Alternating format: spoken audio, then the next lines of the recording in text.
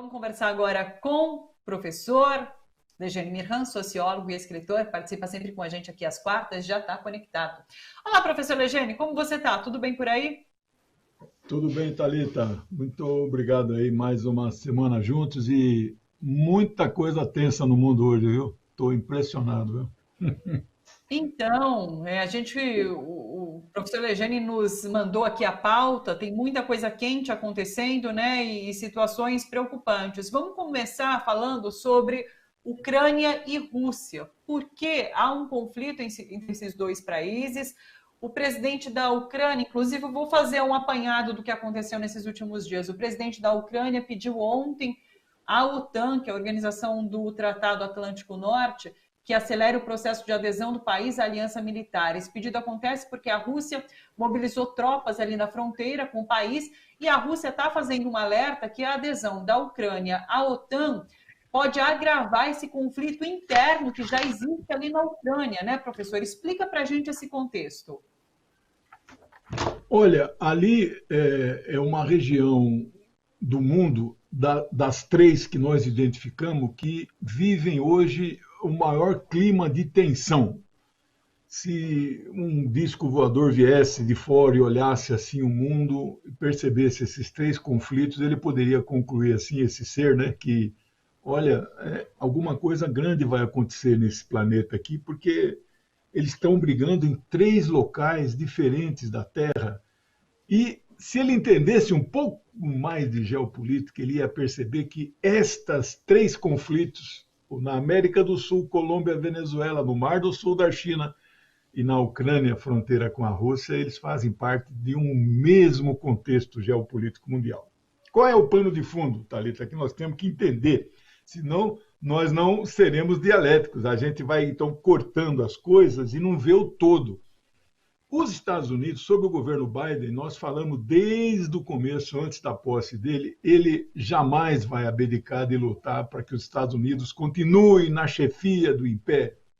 Para que isso possa acontecer, ele tem que anular a China e a Rússia. E estes três movimentos fazem parte deste processo. Destruir a República Bolivariana da Venezuela enfraquece todo o campo progressista mundial e enfraquece a Rússia, que está presente lá, e o Irã, né? Destruir ali na fronteira da Ucrânia com a Rússia, cercar a Rússia, montar a base da OTAN bem ali na fronteira da Rússia, né? E destruir a China, não preciso nem dizer, é a maior economia já do mundo. Então, no caso específico da Ucrânia com a Rússia, eu preciso só contar rapidamente a história, porque eu sei que nós temos muitos assuntos hoje. Antes que eu me esqueça, o Conde é um cara que eu também tenho uma admiração muito grande por ele, né? Ainda não tive o prazer de conhecer pessoalmente, mas é um grande cara. Mas então, o que está acontecendo ali? Vamos começar pela história. Em 91, nós sabemos que acabou a União Soviética.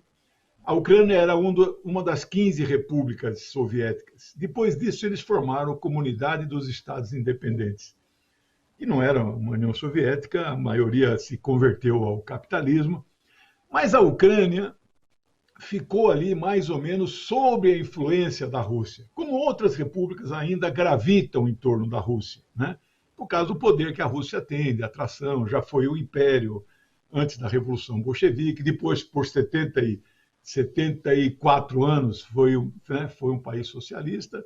Então, não houve muito problema. Só que a partir de 2004, com as tais revoluções coloridas, né, lá no leste europeu, elas, no caso da Ucrânia, eles chamam de Revolução Laranja. Eles davam o nome aí, laranja, lilás, azul, essa imprensa que inventa cada uma, né? Então, mas em 2004 não foi suficiente para varrer da Ucrânia esse setor, vamos dizer assim, não ocidentalizado e ainda muito próximo de Moscou, né? Acontece que 2013, o que aconteceu em 2013 na Ucrânia? Lembremos do Brasil em junho de 2013, as famosas jornadas de junho, né? Lá aconteceu em novembro as jornadas.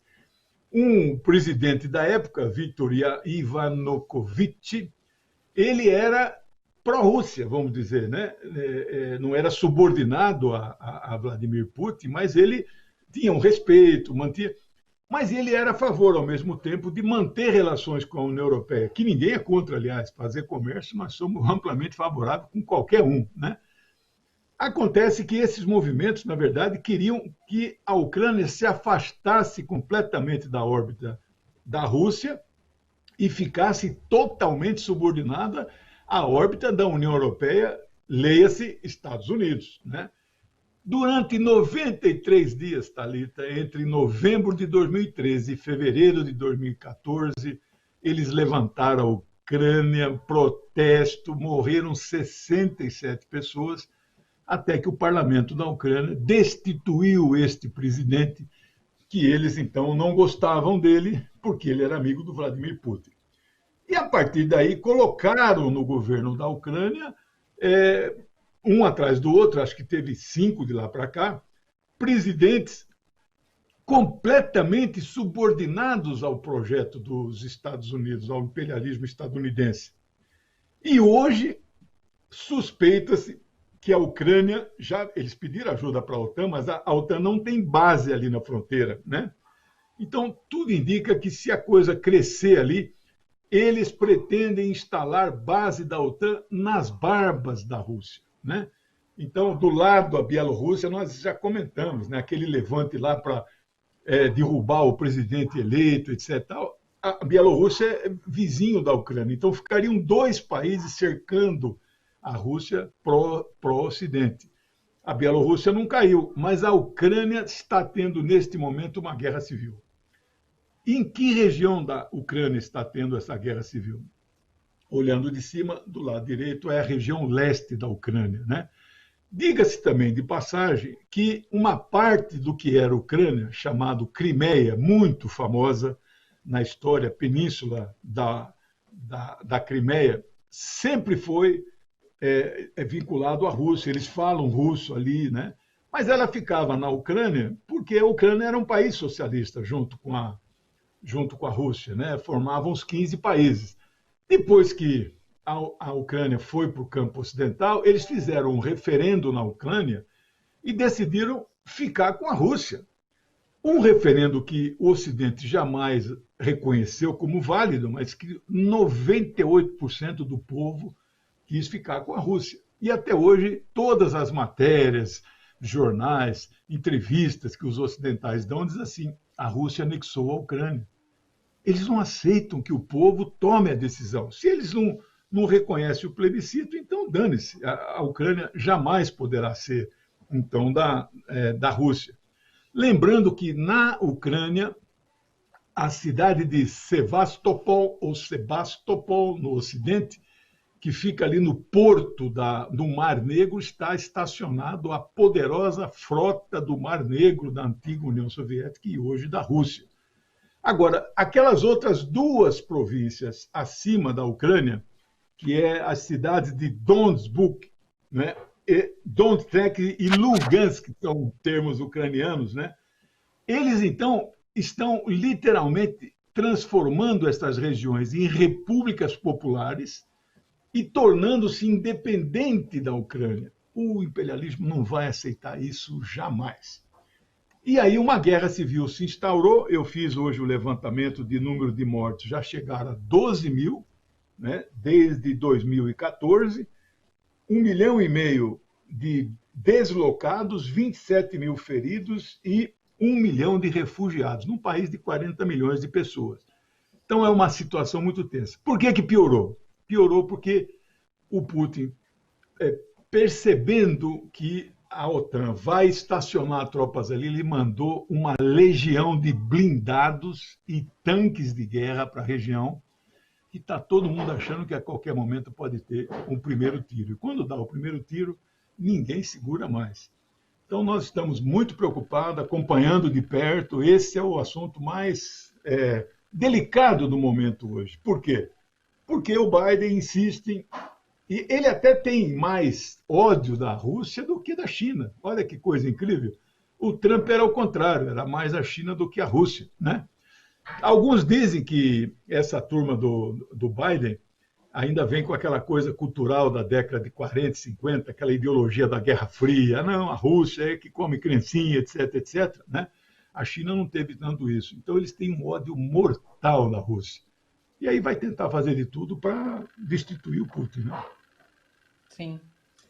O segundo conflito no mundo, que também é bastante preocupante, você já vem falando para a gente aqui no Bom para Todos, é a tensão no Mar do Sul da China.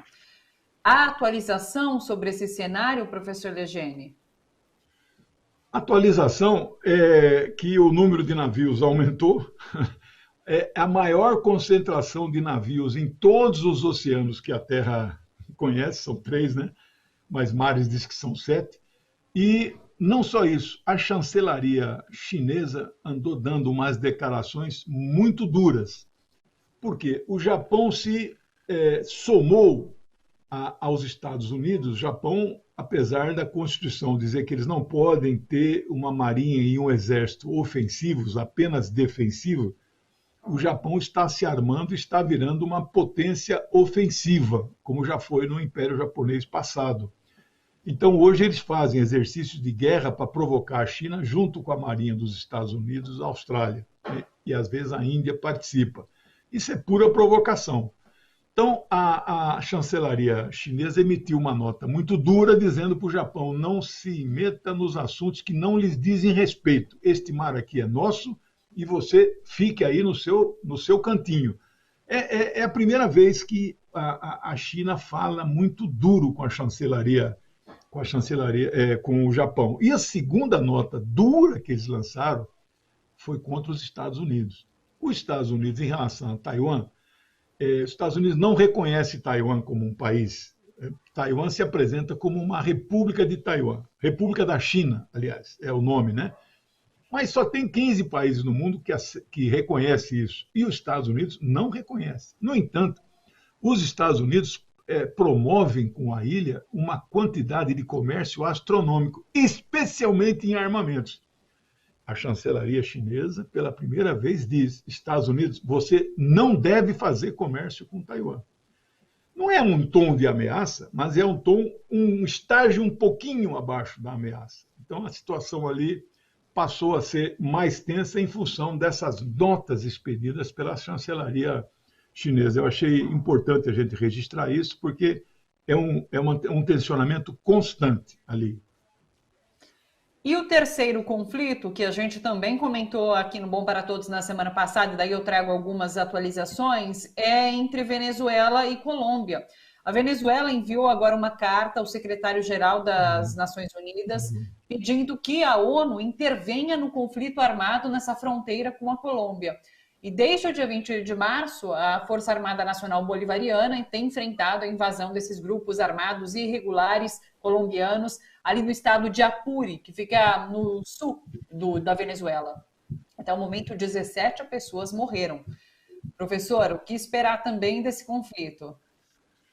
Olha, desde o começo do governo desse presidente aqui, que se apresenta, né, como nosso presidente, ele era uma potencial ameaça à Venezuela. Ameaçou. Nós sabemos que se o Brasil agredir a Venezuela militarmente, não aguenta uma semana de guerra. Nós vamos levar uma surra danada, porque o exército bolivariano da Venezuela é muito poderoso. Mas do outro lado, a Colômbia também fustiga a Venezuela. Qual é o grande objetivo dessa gente? O grande objetivo dessa gente é, fazendo o jogo dos Estados Unidos, eles não aceitam que a República Bolivariana da Venezuela e seu povo sejam donos dos seus destinos e, através do voto, não é uma ditadura, voto em 23 anos de governos bolivariano, ocorreram na Venezuela 21 eleições. Que ditadura maravilhosa que faz uma eleição à média por ano, né? O objetivo é destruir a República Bolivariana, né? Eles não conseguiram até hoje, estão tentando de todas as formas. Esta agressão não usa o exército colombiano, usa esses narcotraficantes, né? Terroristas, mercenários, né? E que eles atacam o exército bolivariano mesmo, o exército oficial da Venezuela. Então, é uma tensão. A Venezuela já, então, de prontidão, acionou o Conselho de Segurança e o secretário-geral da ONU, pedindo posicionamento e providências no sentido de garantir a paz na região. A Venezuela não quer brigar com ninguém, né? O que nós queremos é aquilo que os reis absolutistas, em 1648, assinaram naquilo que ficou chamado a Paz de Westfália. Soberania nacional. Você não entra no meu reino, respeita a minha fronteira, eu não entro no seu. Soberania nacional. Vai fazer 400 anos que isso foi assinado e não é respeitado. O imperialismo estadunidense não aceita que a Venezuela seja governada por um governo patriótico, progressista, né? Eles não se dizem socialistas, né? Eles se dizem patriotas, né? Então, nós temos que acompanhar todas as semanas. Aquilo pode evoluir para um conflito maior, viu?